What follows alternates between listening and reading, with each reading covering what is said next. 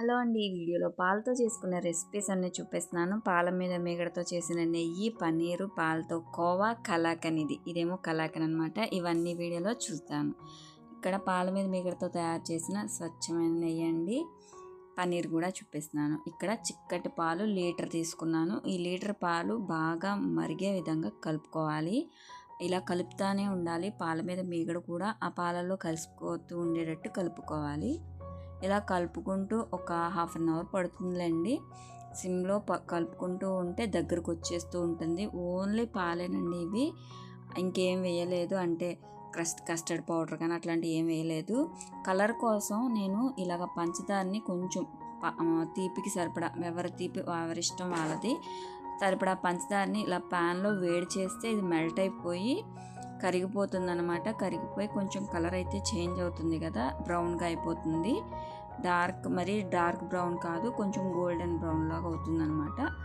ఆ లిక్విడ్ని ఈ పాలల్లో వేసుకొని కలుపుకుంటే మనకి కలర్ అనేది బాగుంటుందన్నమాట. ఇంకా ఫుడ్ కలర్స్ కూడా ఏం వేయనవసరం లేదు.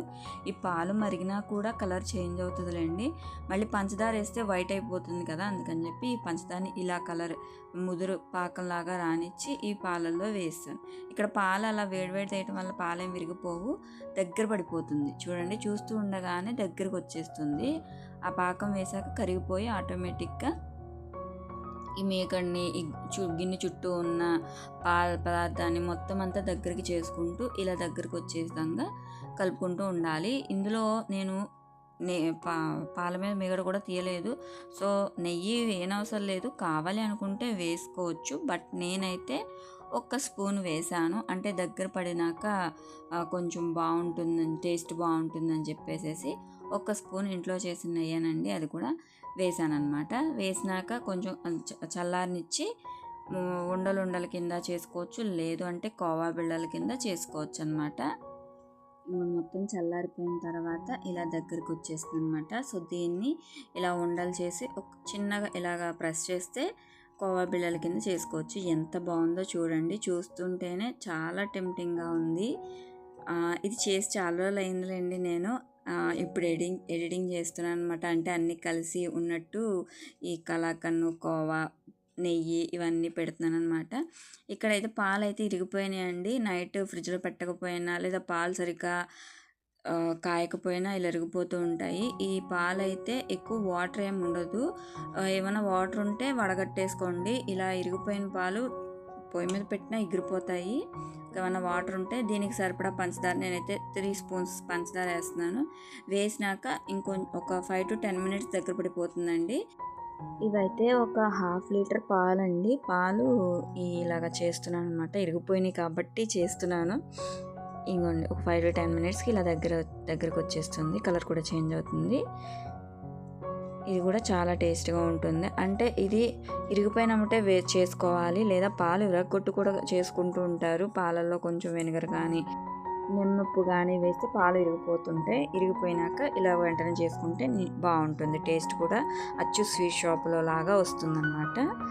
ఇప్పుడు నెయ్యి చూపిస్తున్నాను. నేను పాల మీద మేగడతోటి ప్రిపేర్ చేస్తానండి. ఇలా పాల మీద మేగడ్ని స్టోర్ చేస్తానన్నమాట.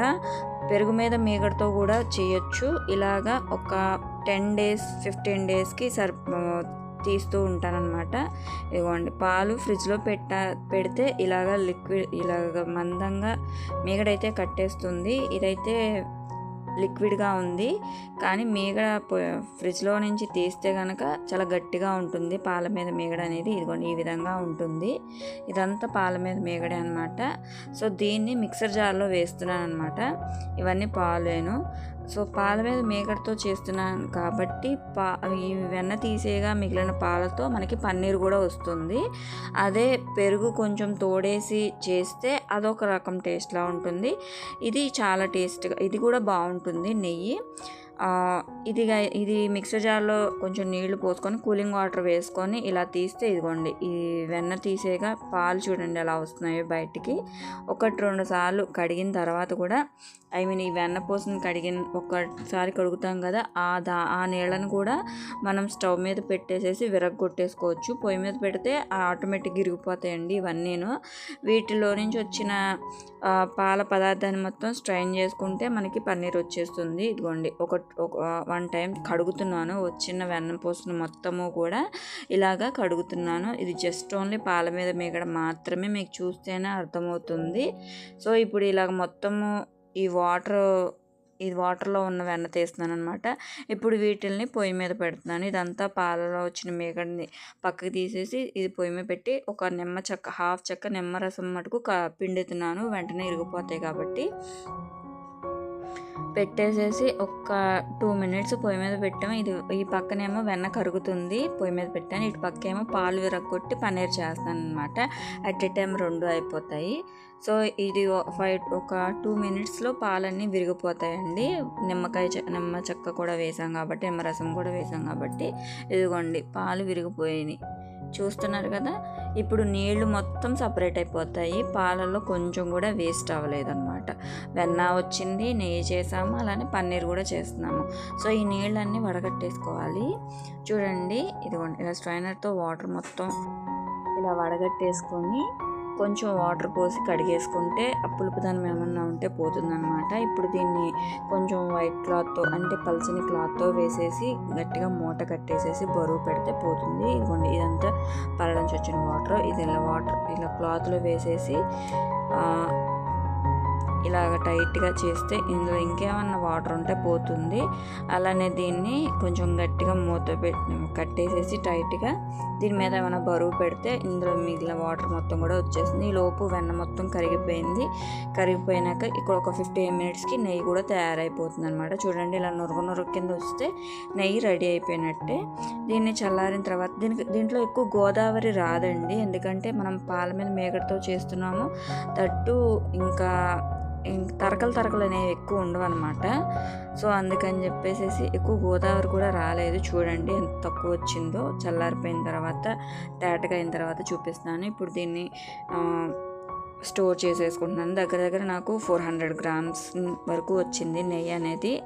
మీకు ఈ వీడియో ఎలా అనిపించిందో అనేది కామెంట్ చేయండి. నచ్చితే ప్లీజ్ లైక్ చేయండి. ఇదిగోండి బరువు కూడా తీసి పెట్టేశాక ఒక 1 అవర్ వదిలేసేస్తే చక్కగా ఇలా పన్నీర్ అయితే రెడీ అయిపోతుంది. దీన్ని కట్ చేసుకుంటే అచ్చు బయట కొన్న పన్నీర్ లానే ఉంటుంది. దీన్ని తొందరగా మనం యూస్ చేసుకుంటే బాగుంటుంది. అంటే కొన్ని రోజులు అయిన తర్వాత వాడుకుందాం అనుకుంటే అది గట్టి పడిపోతుంది అనమాట. మనం పాలతో ఫ్రెష్ పాలతో కాదు కదండి, ఒక 10 days మీగడ మీద పాలతో కదా చేసాము.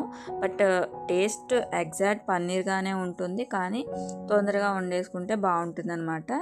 ఈ వీడియో నచ్చితే ప్లీజ్ లైక్ చేసి ఛానల్ని సబ్స్క్రైబ్ చేసుకోండి. మీ ఫ్రెండ్స్ అండ్ ఫ్యామిలీ మెంబర్స్కి షేర్ చేయండి. యూస్ఫుల్గా లేదా అనేది కామెంట్ చేయండి. Thank you.